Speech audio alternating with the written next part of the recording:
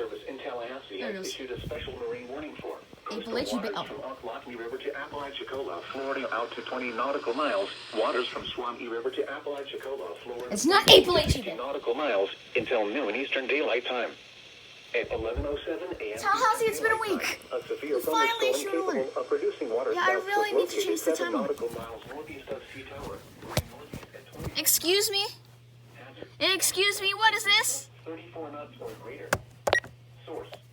Indicated. Impact. Water spouts can quickly form and capsize. This is a recon. Damaged vessels and create suddenly higher waves.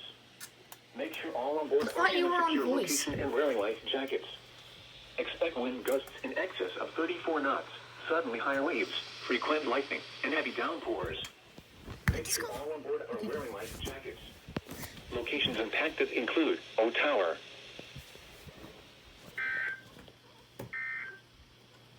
261 is awesome.